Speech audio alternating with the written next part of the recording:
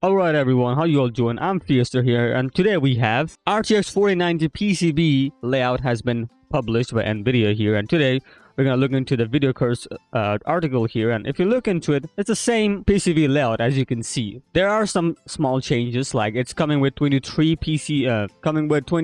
phases, but it also has the capability of 28 phases, so it kind of indicates that this is the 4090, but they can also upgrade it to a 4090 Ti because it supports 28 phases power lane. So yeah, it's gonna be interesting to see how it's gonna work out. And we also have a comparison here: NVIDIA 8102 and GA102. That's the die size comparison. It seems to me it's the same. I could be wrong.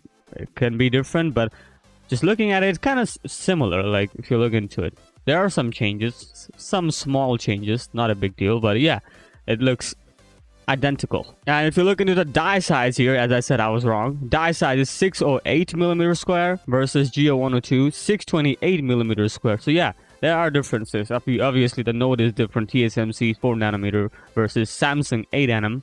So yeah, the die size is smaller, so I guess, but the transistors are way beyond what you can expect. 76.3 billion versus 28.3. So yeah, it's a lot of difference.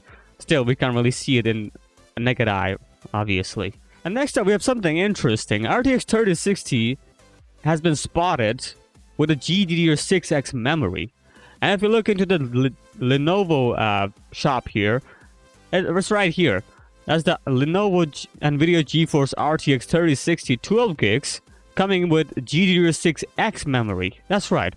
They support GDDR6, only GDDR6. Now they will have a support of GDDR6X memory, so that's very interesting that they're gonna bring in the G6X support for the 3060. But we also have 3060 Ti right here, as you can see in the video cards article here, and it says it's gonna be also coming with G6X memory. That's right. And there are some spec changes here, or more of a boost clock change right here. As you can see, 1670 versus 1665, just 5 megahertz increase in the boost clock. And we also have a memory which is 8 gigs G6X. It's still not going for 12 gigs, huh? Anyway, and also we have memory clock increase because they're gonna be using G6X memory. The clock will be 19 Gbps.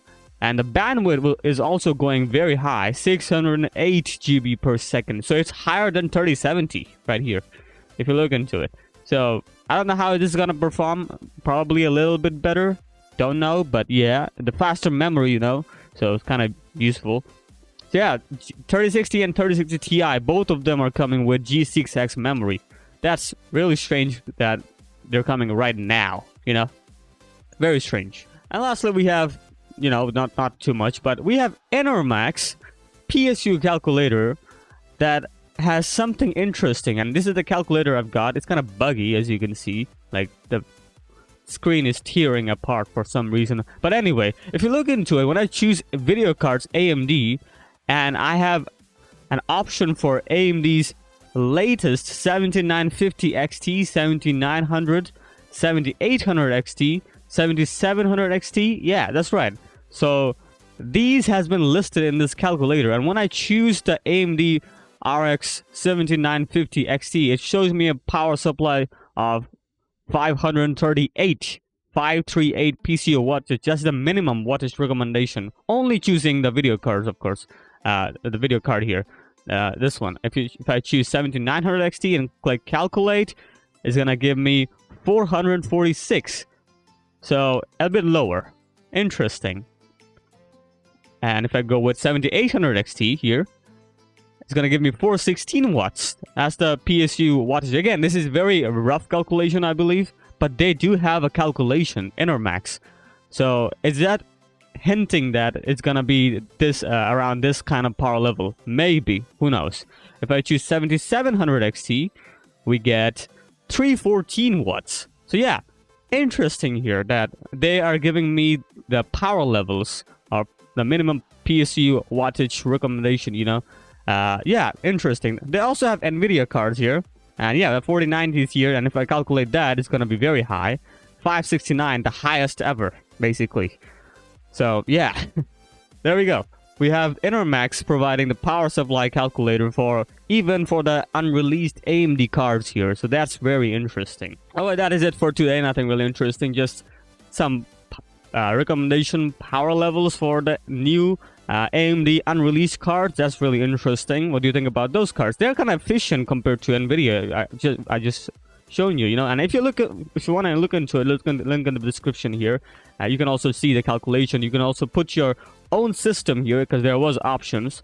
You can put your own system and also use the calculator for the GPUs to find out how much power it will suck in your whole system, of course. So yeah, you can look into it. And what do you think about the power levels? Do you think that's legit or no? I don't know because they haven't released yet, but I want to know your opinions. And of course, like, share, and subscribe, and of course, have a good day.